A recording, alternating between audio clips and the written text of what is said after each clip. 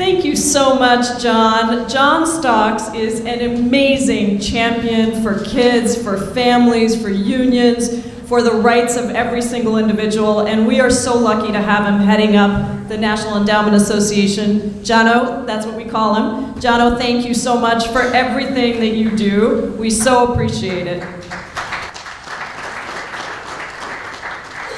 And I want to just, first of all, say I'm so excited to be here. I really appreciate all the work that Impact is doing, and I want to thank my dear friend Gautam Raghavan and Deepak Raj and all of the people, and Raj Goyal, who have been so instrumental in figuring out how we build political power amongst our Indian American community and our South Asian community. My name's Pramila Jayapal. I am proud to represent the 7th Congressional District in the state of Washington.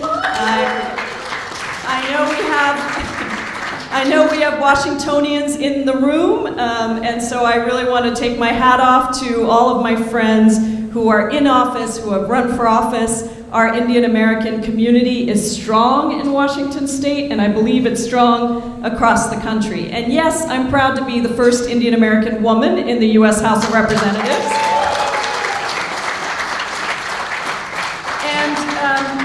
We have an incredible caucus of Indian Americans now. You heard from my good friend Senator Harris. Been wonderful to do bills together on immigration issues. In fact, my very first bill when I came to the United States Congress was the Access to Counsel bill, which she introduced in the Senate and I introduced in the House. And it was really a response to all of the activity after the Muslim ban went into effect. And it was to make sure that we had access to attorneys for people who were being held and detained. We just recently, a couple of weeks ago, introduced the DUN Act, which was essentially to stop the expansion and construction of additional detention facilities across the United States. And so that has been a big piece of work we've done together. I know you heard from Cory Booker this morning. Cory Booker and I are he is introducing my bill around detention reform, and I'm introducing his bill around incarcerated women. So we are doing a tremendous amount of work together to protect the very ideals that Senator Harris was talking about. My story, some of you know it. I was born in India, and I came to the United States. I was born in Madras, in Chennai. My family is actually from Kerala. My son was born in Mumbai, and I spent 2 years living in UP. So I think I have most of the country covered, not all. But I have a very deep affinity for India because I was born there and because I spent much of my life there. I came to the United States when I was 16 years old by myself. My parents had about $5,000 in their bank account. They used all of it to send me here by myself because they felt that this was the place I was going to get the best education and have the most opportunity. And if you are an Indian parent, all of us Indian parents understand this very well, and you use all of your money to send your kid across the ocean, there are only 3 professions that you are allowed to be. You know what they are. Doctor, lawyer, engineer. There you go. So those were the 3 professions. Politician was not one of them. Activist was not one of them. And so you can imagine when I got to Georgetown University, we didn't have any money. We only had enough money for 1 phone call home a year. And I used my phone call my sophomore year of college to call my father from the dorm phone and tell him that I was going to be an English literature major instead of an economics major. And then I had to hold the phone away from my ear as he yelled at me and said, "I didn't send you to the United States to learn how to speak English. You already know how to speak English." And so I promised him that I would get the kind of job that I would have gotten with an economics degree. I went to work on Wall Street for 2 years in the mid-1980s when Mike Milken was king and junk bonds were really hot. And I learned a lot about Wall Street, including that I didn't want to do that for the rest of my life. And I tell young people that I mentor today that it is important to do the things that help you recognize what you don't want to do, not only what you do want to do. So I was still searching. I went on to get a master's in business at Northwestern University, and while I was there, started thinking about how do I apply what at that point were business skills to social good, to things that I really feel like I want to wake up every morning and work on. And I started working on economic development in South Chicago, actually, and then economic development along the borders of Laos and Cambodia. in refugee camps, and I went on to work for 10 years, essentially, in public health, international public health and development, working for an international organization in Seattle called PATH, and working on reproductive rights and family care and health care around the world, running a loan fund that helped get small businesses that were investing in socially responsible health projects around the world up to speed. I did that for 10 years. I lived in villages for 2 years in India on a fellowship, and I came back to the United States, and 9/11 had just happened. Actually, 9/11 happened right after I came back. And it took me 17 years to get my citizenship. So anybody who thinks that the US citizenship process is easy, or anybody can do it and we're giving it away to too many people, just doesn't know anything about the immigration system. It took me 17 years and a whole set of alphabet soup visas in order to get my citizenship finally. And I got it in 2000. And then the 9/11 attacks happened in 2001.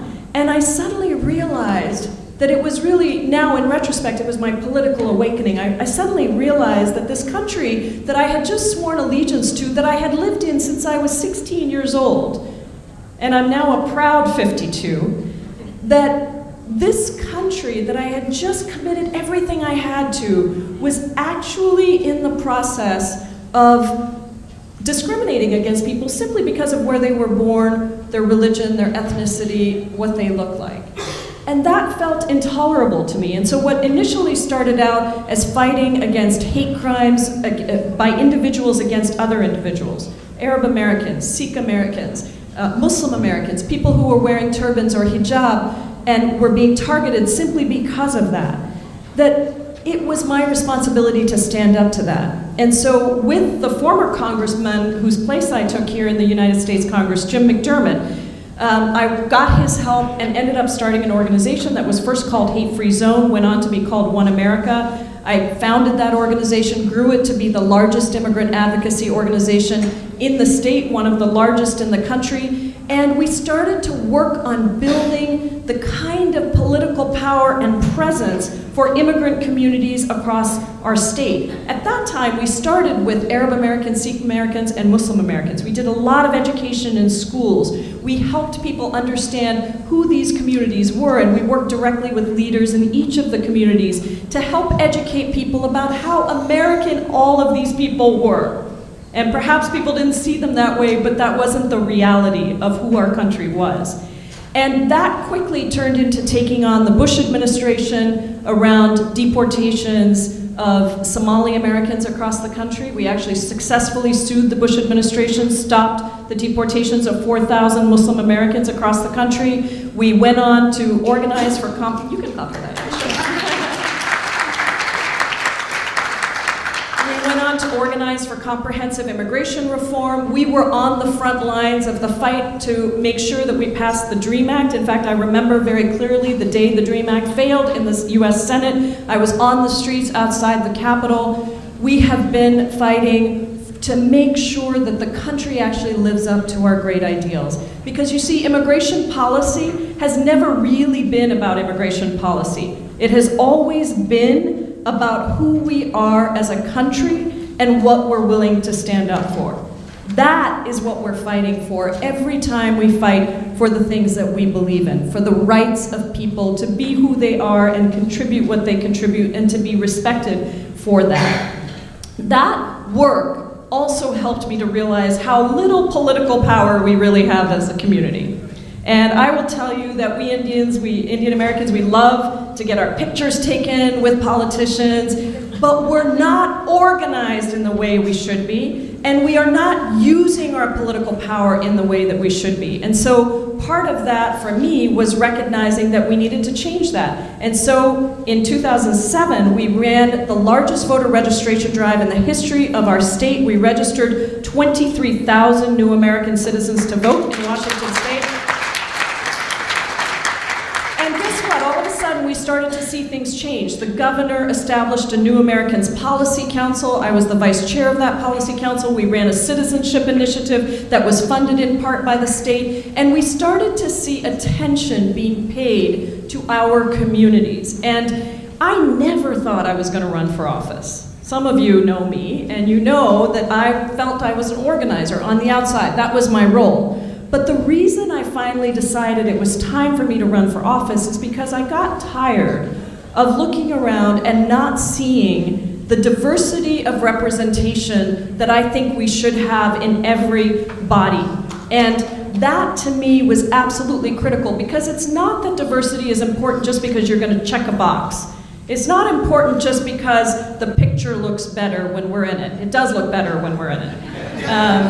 But it is important because we bring to bear our experiences growing up. Our hearings are different. We chair hearings differently. We tell different stories. We lift up different issues. And we fight for the things that really are representative across the country. And so that is why in 2014 I ran for the Washington State Senate. I won, became the first South Asian American ever elected in Washington State to the state legislature,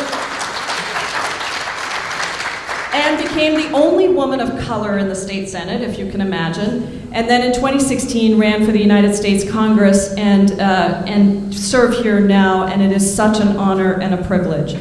And it is a very, very difficult time. I serve on the Judiciary Committee, on the Immigration Subcommittee. I also am vice-ranking member of the Budget Committee. I'm also the first vice chair of the Progressive Caucus, and then I'm involved with a number of other things. And the reality is that for us, whether you're a Democrat or a Republican, frankly, this is a consequential moment for all of our communities. It never used to be that Democrats or Republicans in the White House would use the kind of language that we see today.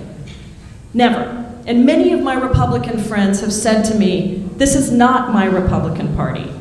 That in fact, what is happening today around xenophobia, racism, sexism, all of the ways in which fear and hatred is being used to propel a political agenda that is about the few and not the country. That should be of concern to every person of every party.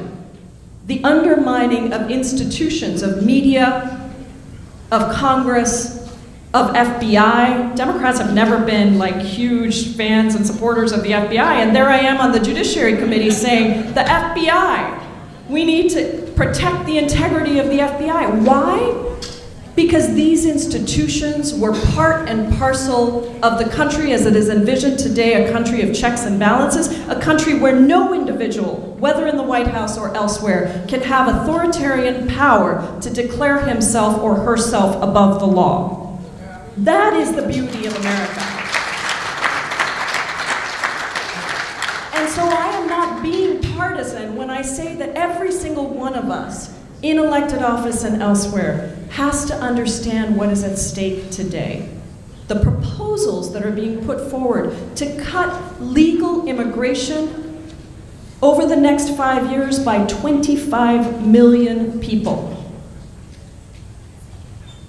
The vast majority of Indian Americans came into this country through the family immigration system. 80% of us came here through a family immigration system. That is what you hear being called into question when people talk about a merit-based system. What they are saying is that if you came in through the family-based system, you have no merit. That's simply not true. We as a community believe deeply in keeping our families together, and our culture is such that we respect the generations being able to be together and help each other to move forward. And so that is why it is so important for all of us to stand up against some of these xenophobic and racist ideals that are being pushed out, and the criminalization and marginalization of immigrants, of people of color, of so many across the country. So yes, we share so much in common, but we need leadership from those in elected office and those outside that firmly put those values on the table in no uncertain terms. And so what is our responsibility when we run for office and when we serve in office? What is our responsibility? I'll tell you what I feel my responsibility is. It isn't just to pass legislation or even to propose legislation. I do a lot of proposing legislation and not much passing legislation in this particular moment in the minority. But here's what I like to say about being in the minority. Guess what? I've been in the minority my whole life. I'm actually very used to it, but I am looking forward to being in the majority come November. That's with all respect to my Republican colleagues that might be in the room. But here's the thing. Our voices go beyond partisan politics. Our voices and our representation are the thing that require us to speak up so that people in our communities around the country feel that they have a place, that this country belongs to all of us, not to some of us. Not to speak to a shrinking minority of people and fire them up based on fear and hatred and division, but to stand for that great ideal that made us so proud to become US citizens, that made us so proud to raise our hands and pledge allegiance to the flag, the idea that we are all created equal, regardless of what religion we believe in, or where we came from, or what we look like. That is the ideal we're fighting for. So this isn't just about a policy fight. And when you run for office, and when you serve in office, and I saw Vandana Slatter here somewhere, but I don't see her right now, but when you serve in office, our task is to bring that seriousness to the task at hand. It isn't just about taking the pictures with elected officials or being on the front page of the paper. It is about standing for the values that we were given in our cultures, in our families, and the responsibility that we have today to let people know across the country that we can build a more perfect union, that we can put our hands on that arc, that moral arc of the universe, and bend it more quickly towards justice, and that we can create a democracy that is better because people actually understand, believe in, and trust that democracy is by, for, and of the people. So that's what I'm here to do. And I am so proud to be here. I'm so proud to serve with my colleagues, Raja and Ami and Ro and Kamala, and many more that I think are going to be joining us here in the United States Congress, and to continue to fight for a country that I stood up in 2000 and pledged myself to. That's what our task is. And it's inspiring to see the people across the country that see a different future for themselves because they see us in office. And so many people have written to me and emailed me and called me and come up to me and said, I think I could potentially be where you are someday. And I say, yes, you can. Yes, you absolutely can. And it's not easy, and these fights are tough. And it actually takes a tremendous amount of work. But we have work to do to continue to build and leverage the power that we have as an innovative, growing, smart, struggling sometimes community of South Asian Americans, of Indian Americans across this country that really do have a vision for the future because we come from that place where we had to build it. Our generations before us had to build it. So I want to thank the Impact Fund so much for the work that they do. I want to thank all of you. I want to say to those of you that are in elected office across the country, that are running for elected office across the country, that these things aren't easy and nobody hands it to us. Nobody ever hands it to us. Kamala talked about her experience. I have that same experience I can share. No, you can't do it. There's other people that can raise more money. There's other people that should run. There's other people that have been in line. Well, here's my news for you. The workers get everything. That's my view of the world. So if you work, you can make it happen.